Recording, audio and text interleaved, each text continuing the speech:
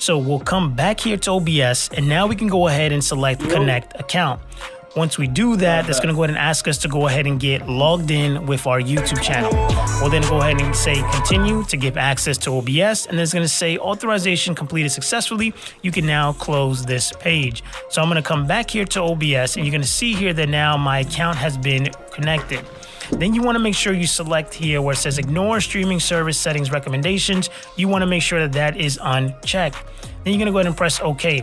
This is going to go ahead and pop up a window just like this. Now, because OBS integrates to YouTube, you're going to be able to monitor your YouTube chat directly inside of OBS. So you can see here, YouTube chat, once a broadcast has been created, your live stream chat would appear here, right? So we'll go ahead and scroll this over. We'll go ahead and tag this here to the left. So just drag it until you see it pop up. And now it's going to go ahead and be in place. So now that we have that in place, now we want to go ahead and set up our live stream to be able to make sure that when it goes live. So you'll come here to the right and you're going to select manage broadcast. This is the benefit of connecting using the recommended option because you can customize everything directly inside of OBS. So you're going to go ahead and select create a new broadcast. You're going to name this your title of your stream. Make sure you utilize something that generates some curiosity, gets people interested on what you're going to be talking about. Your description, this is where you're going to be able to put in links to follow you on social media, to be able to donate. This is where you put in the information about what your stream's about and where people can find you. Now here where it says privacy, this is extremely important because if you have this on private or unlisted, that means that when you go live, no one's going to be able to see your stream. So you want to make sure you have this on public. Then you want to do your category. You want to go ahead and put gaming. You want to go ahead and put no, this is not for kids. And then you want to go ahead and put in your thumbnail. You can go ahead and upload your custom thumbnail, which I recommend. And then as far as latency, I recommend leaving it at normal. That's going to give you the best quality.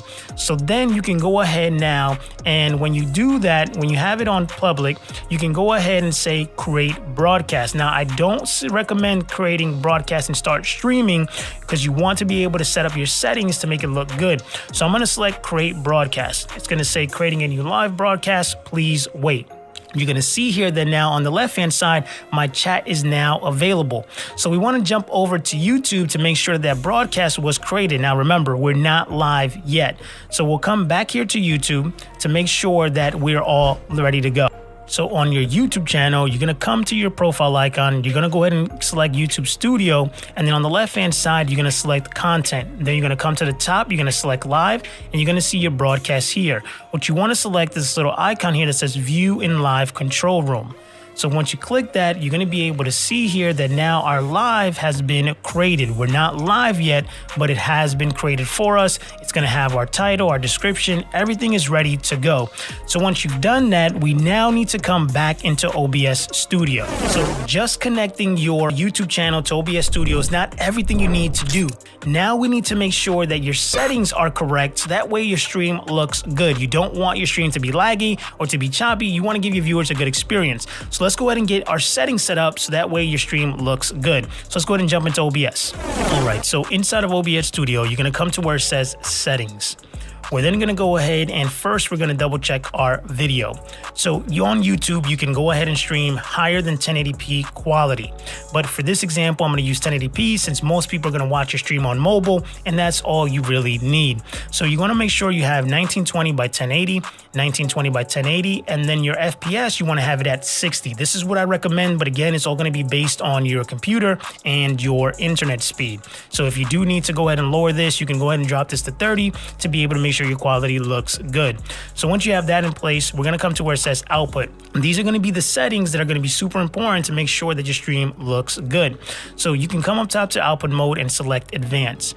And then here for your encoder, you're going to have several options based on what you're utilizing. So typically you can use X264, or you can go ahead and use your graphic card if you are on a Windows. And if you are on a Mac, you're going to want to use your hardware encoder. So then we're going to come down here where it says rate control CBR. This is going to be the most important aspect of streaming. Your bit rate is going to determine how well your stream is going to look. And to be able to find out what bit rate you can utilize, this is all based on your internet speed. So I'm going to show you now how to go ahead and check your internet speed so you know what kind of bit rate you can put so that way your stream looks good. So let's go ahead and jump back into the computer. So you're going to want to come to a website called speedtest.net, and I'll put a link in the description of this video. You're going to want to hit go, and then once you hit go, that's going to generate a number just like this. It's going to generate your download speed and your upload. The number that we care about is going to be your upload speed. This is what we're going to utilize to determine our bitrate. Now, if you come to the link in the description where I put a link telling you what bitrate to utilize based on the quality that you want, this is provided by YouTube. So again, I mentioned we're going to do a 1080p 60 frames per second kind of stream. So if we click that, it's going to tell us that our video bit range needs to be between 4500 and 9000. So to be able to understand what this number is, I just look at the first number, 4 and 9. So what you want to do is you want to at least have a 20 upload if you're going to go 9000, and if you're going to go 4500, you want to have at least a 10 upload. So that's going to be this number here. So I have 500, right? And I only need 20 to be able to go ahead and do 1080p 60 frames per second at the highest number that YouTube recommends. Rule of thumb that I recommend is that whatever your upload speed is, cut that in half, and that's going to be the amount of bitrate you can utilize. So for me, it's 500. I can say 250. So 250,000 is what I have available, which is overkill for what YouTube is recommending. So now that we have that number there, and if you can't do 1080p because your internet speed, you can come here and do 720p 60, and you can see here that it's going to allow you to go as low as 2,250, meaning you can just have a 5 upload, right? So this article is going to be available for you in the description of this video. So now that we know that bit rate, we're going to come back here, right? So I know that I can go ahead and put 9000 because my internet can support it. So once you have that bit rate, you input that there. Your keyframe interval, you're going to put it at 2 seconds, and your profile, you're going to put it at high. You're going to go ahead and select OK. So now that we have our settings correct, what we're going to want to do now is, now that we have everything ready, we're going to go ahead and hit start streaming. And so that's going to say start streaming. You can see here that now we're live. So what we want to do is we want to go ahead and jump back over to YouTube to confirm that we're now sending over our stream. So you see here that now we are live. Everything is ready to go. Excellent condition. You're going to see here that I can monitor my chat, and now everything is ready to go, and I can start to go live with my audience. Now inside of OBS Studio, you're going to be able to manage your chat here on the left-hand side. But if you want to go ahead and have overlays and graphics and to make your stream look professional, you want to go to streamdesigns.com, and I'll put a link in the description of this video where you can get overlays for your stream. And the package that I'm using here today is going to be called Shadow, that you can go ahead and find on Stream Designs along with other packages. So this is going to be the Shadow package, and that's going to go ahead and include everything that I need to make my stream look professional. So you can see here that I'm going to go ahead and have my overlay screens, my panels, my alerts, everything that I need to make my stream look professional. So you can go to streamdesigns.com to be able to get overlays. And then once you go ahead and have your overlays to be able to know how to go ahead and get them all set up, go ahead and watch this video where I walk you step by step on how to set up overlays inside of OBS Studio to make your stream look professional. I'll see you guys in the next video.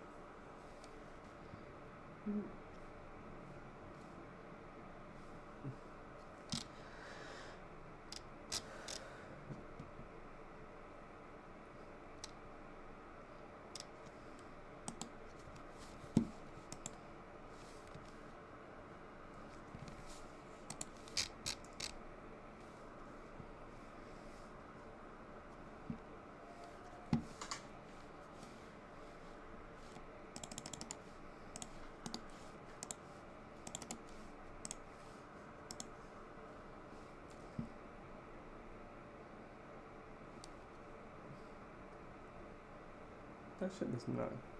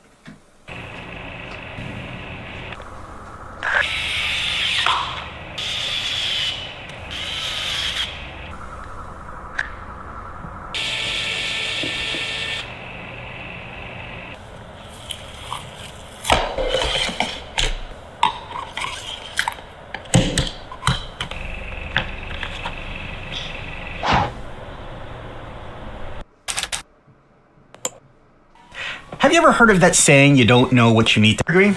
Opens every, probably so many things. Just get straight into it. Come on, turn it. There we go. I can even loosen the monitor. I believe it is, I don't remember which one it was. Here we go, this one. I think it was this one. So, I believe this is the T9H. All right, so we'll go right here. All right. Open up my controller. It's just real. It's a low torque mode. I can tighten the screws all the way enough without jamming it. You know, I know we're talking about this, but with these, when you're and oh, it just fell down. Just a little bit. Hello, Sam Owens here. Want to hear. Okay. So it's back in. All right. Whoa.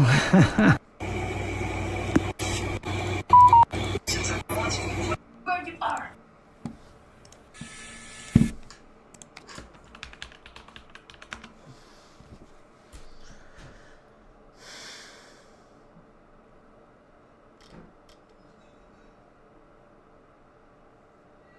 What?